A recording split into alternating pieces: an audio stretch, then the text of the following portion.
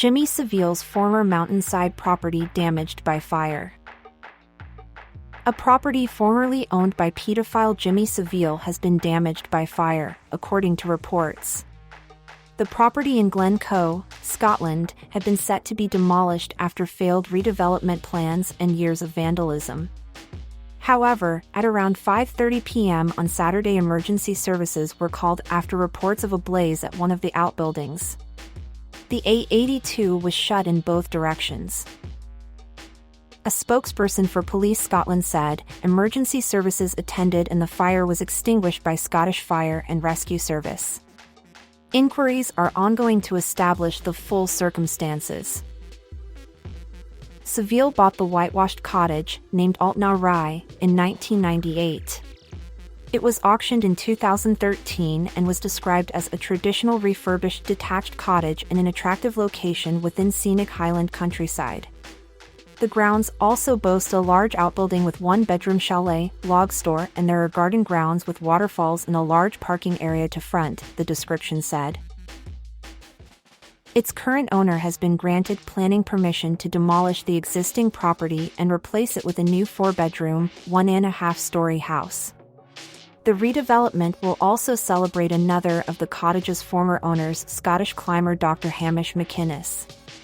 He invented ice axes and a stretcher used by mountain rescue teams all over the world. Former BBC television and radio presenter Savile, who died in 2011, is believed to be one of Britain's most prolific sex offenders. He was never brought to justice for his crimes.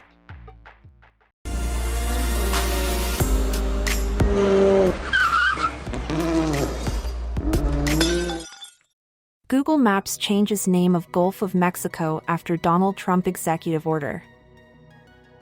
Google Maps has changed the name of the Gulf of Mexico to the Gulf of America after Donald Trump passed an executive order renaming the body of water in the eyes of the U.S. The U.S.-based company previously said it would change the name of the oceanic basin once it was updated in the U.S. Geographic Name System, USGS. Mexico asked Google not to do so, claiming the U.S. had no legal right to change the Gulf's name under the United Nations Convention on the Law of the Sea. This says that a country's territorial sea, which falls under the jurisdiction of a state, only extends up to 12 nautical miles, 22 kilometers, from its coastline. The rest of the Gulf is shared under conditions between the U.S., Mexico, and Cuba. For users of Google in the U.S., if they now scroll over the Gulf, they will find it renamed the Gulf of America. Users elsewhere, for example in the UK, are met with the Gulf carrying both names, Gulf of Mexico, Gulf of America. Whereas, users in Mexico will still see the water body called the Gulf of Mexico.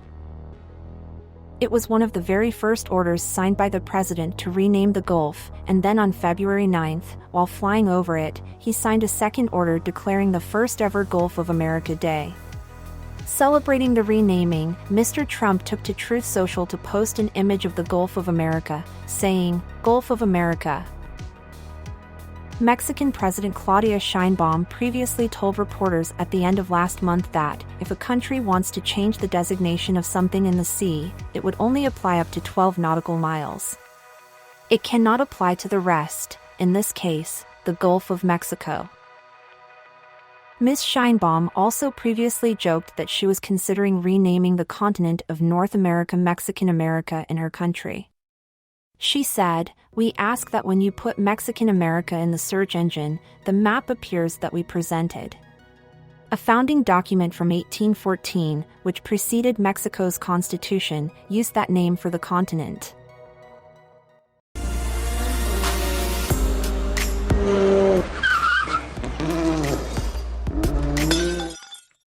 State of Missouri sues Starbucks over alleged race, gender, and sexuality discrimination.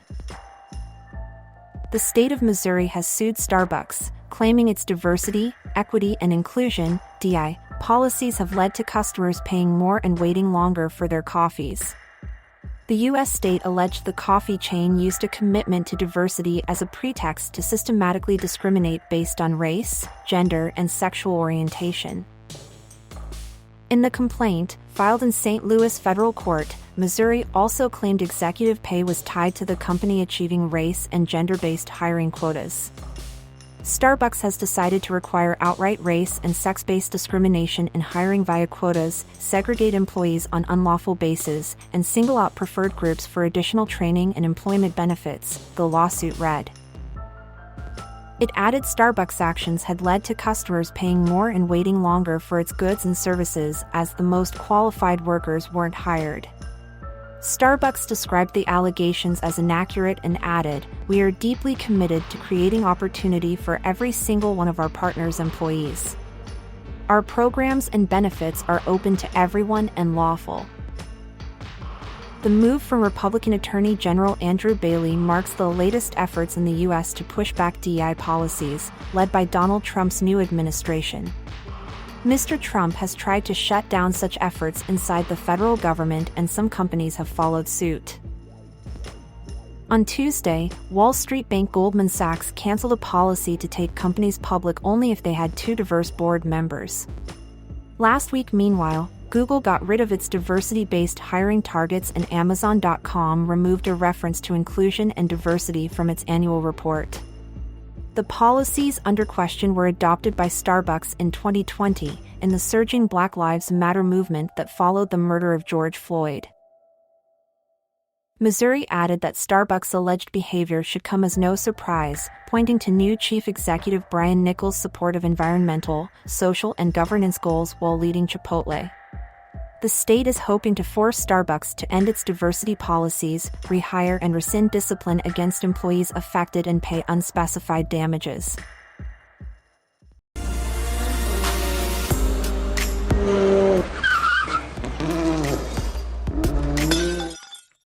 In China's Silicon Valley, where founder of DeepSeek Liang Wenfeng keeps a low profile.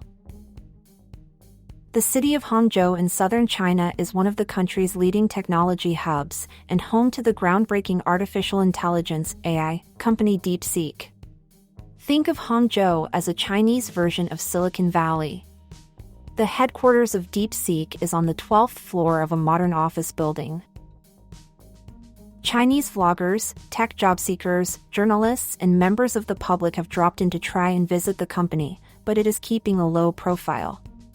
We were told by security that Liang Wenfeng hasn't been in the office for the last few days. He has gone to ground since DeepSeek hit the headlines. The company shocked the world when it launched its latest AI model and announced it had built it for less than $6 million and without using the world's most advanced semiconductor chips. If this is true, it has upended the prevailing view that China was well behind in the AI race. DeepSeek appears to have made tremendous strides in AI, and the Chinese government is also paying attention. Liang Wenfeng met China's Premier Li Chang on the day the AI app was launched, January 20th.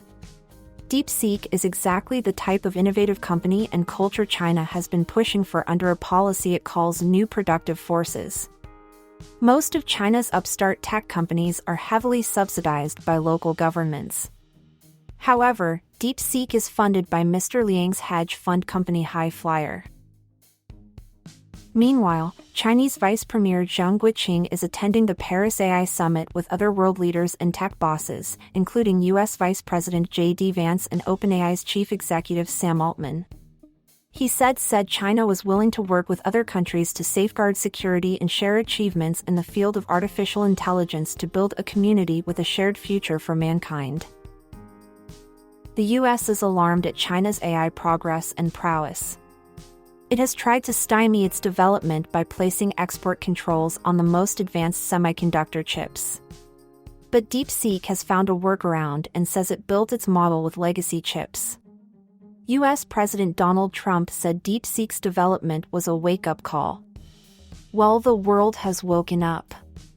What's unclear is how it will respond.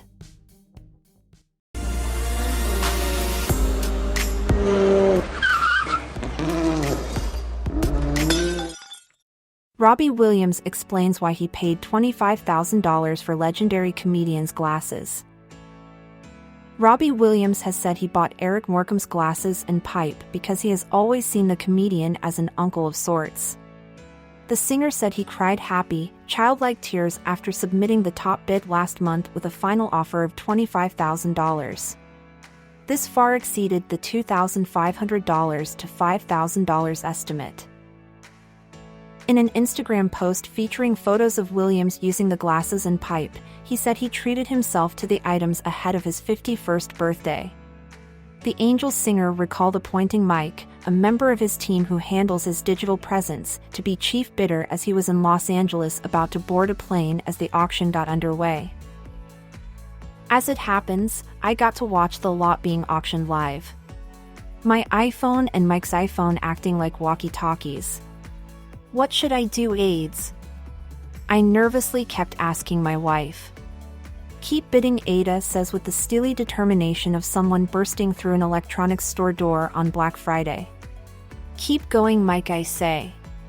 This vignette of conversation would repeat itself several times over the next 10 minutes, he wrote. Once he won the bidding war, Williams said he cried happy, childlike tears. You see, I guess we all need friends we never meet from off the telly. Eric has always been mine. An uncle of sorts. To the very core of me, Eric Morecambe's spirit has been salve for my soul. How Eric made me feel is how I want to make people feel. What a gift to be able to create such joy and have that joy be present just by thinking of them, he wrote. The imitation tortoiseshell glasses by Metzler, said to be synonymous with Morecambe's sharp wit and comedic persona, were sold alongside his Barling briar pipe and 2 black and white photographs of him with the spectacles. Hanson auctioneers offered Morecambe's belongings in 700 lots on January 10th and 11th, more than 40 years after the comic died of a heart attack aged 58 in 1984.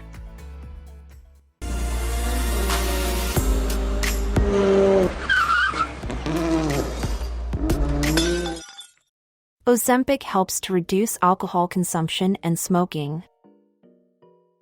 Ozempic and other semaglutide drugs help people reduce their drinking, a new study has found.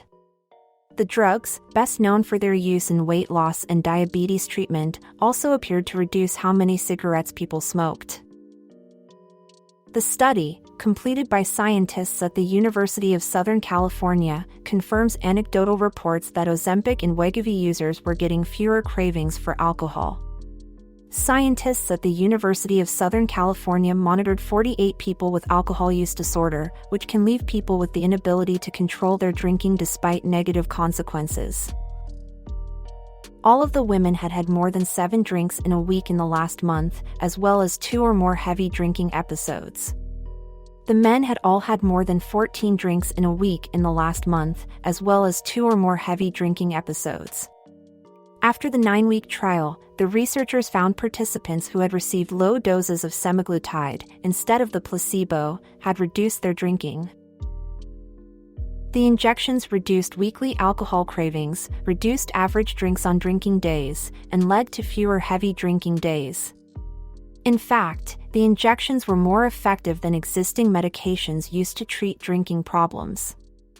The participants who smoked also saw significant reductions in how many cigarettes they smoked in a day. More than 8,200 people died because of alcohol in 2023, according to data from Public Health England, a 42% rise on 2019. Alcohol is also a known cause of more than 60 illnesses. 2 drugs currently approved to reduce alcohol consumption aren't widely used. The popularity of Ozempic and other similar drugs increases the chances of broad adoption of these treatments for alcohol use disorder, said Professor Christian Hendershot, who led the study.